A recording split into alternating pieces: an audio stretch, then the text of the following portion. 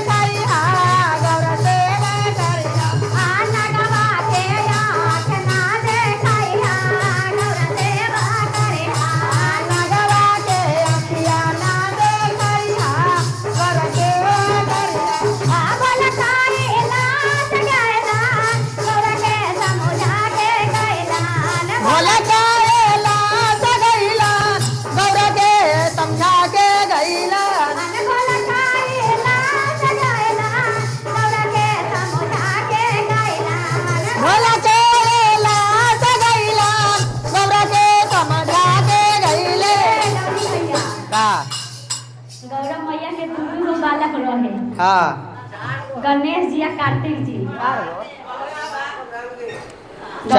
वो चार गो कहा थे।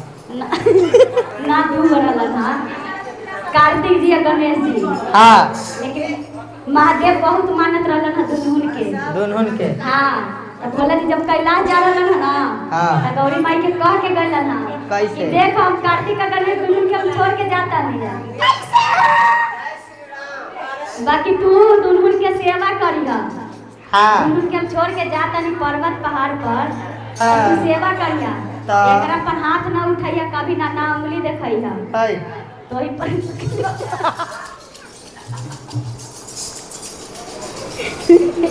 देखी कैसे कहे के बाद कैसे अरे कैसे भला कायला जगला नौरा के समझा के गइला भोला काए लास गइला नौरा के समझा के गइला भला कायला जगला नौरा के समझा के गइला भोला काए लास गइले नौरा के समझा के फल दरिया कारा देखला ननमा नौरा सेवा करे हा बोले जाइयो तारा टिका गाने सा नौरा सेवा करिहा फल दरिया कारा देखला ननमा नौरा सेवा करे हा बोले जाइयो तारा गाने सा नौरा सेवा करिहा गाय ना गे देखो कैसे करा की काकी ने छुपा के तो उघार गेली हल कार्तिक के पेड़ा दिहा गणपत के लाडू दिहा आकार देख के पेड़ा दिया गणपत के लाडू दिया आकार देख के पेड़ा दिया गणपत के लाडू दिया आ कार्तिक पर हाथवा ना उठाइहा नर सेवा करिहा गणपत के अपना ले खाया नर सेवा करिया कार्तिक पर हाथवा ना देखइहा नर सेवा करिहा गणपत पर अपना ले खाया नर सेवा करिया कार्तिक पर अंगुरी मत उठाइहा नर सेवा करिहा बोल काए लाज गैलान गौर के समुझा के गैलान भोला कैलाश गइलान गौरा की संविधा की गइला छोड़ जाइयो भूता पाए तलवा गौर सेवा करिहा छोले जाइयो भूतावा चूड़लवा गौर सेवा करिया छोड़ जाइयो भूता पाए तलवा गौर सेवा करिहा छोले जाइयो भूतावा चूड़लवा गौर सेवा करिया छोड़ जाइयो भूता पाए तलवा गौर सेवा करिहा छोले जाइयो भूतावा बैमतिया भूतवा बैमतिया हम ना बेईमाती ना यही का राखी, हम ना कलिए यही का राखी भुलवा के खाना दिया बंदलवा के खाना की जय सच्चे दरबार की जय। तनी से दीदी तनी तालियां बजाई हा कैसे कहे के बटोली भैया कैसे काहे के बा हम तो अभी पुराने मोबाइल चला रहे हैं हाँ बाकी कुछ दिन में नया मोबाइल खरीद ले हम हाँ जब महादेव के दया रही तो जरूर खरीदम हाँ काहे कि हमारी फोन के इंतजार करता है हाँ कि जब खरीदम तो हमारी फोन ही खरीदम हाँ तो देखी कैसे कहे के बा वही पर हाय। कहे के बा प्रिय सोनिया शंकर भगवान की जय अरे नया मोबाइल में नया आसिम डलवा दए राजा जी जय हो शिव गुरु अरे नया मोबाइल में नया सिम लगवा दए राजा जी अरे होते सवेरे भोला से बात करवा दए राजा जी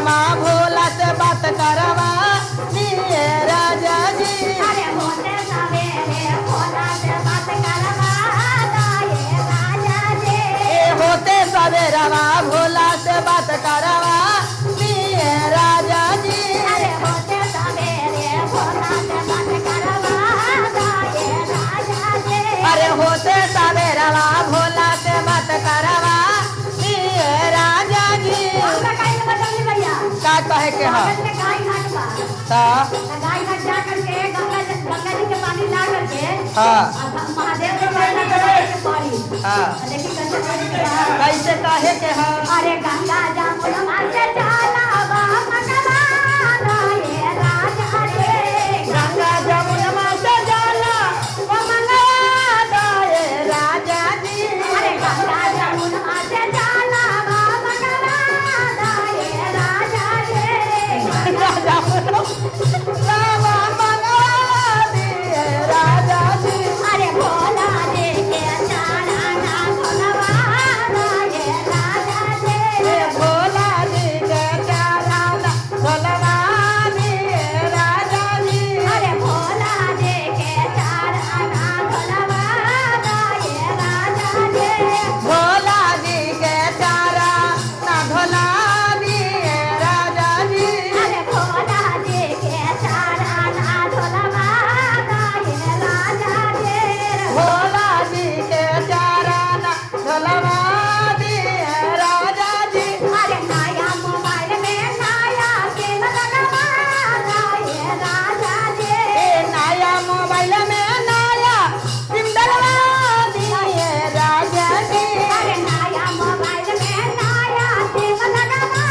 दाए राजा रे ए नया मोबाइल में नया सिम डलवा दिए राजा जी अरे होते सवेरे जाओ बात करवा दाए राजा रे ए होते सवेरवा भोला से बात करवा दिए राजा जी अरे होते सवेरे भोला से बात करवा दाए राजा रे होते बिहानवा भोला से बात करवा दिए राजा जी अरे बड़े घर से चौकिया मंगवा दाए राजा रे बड़ही घर से चौकी मंगवा दिए राजा जी अरे बड़े घर से चौकिया मंगवा दाए राजा रे बड़ही घर से चौकी मंगवा दिए राजा जी अरे भोला जी के आसानी लगा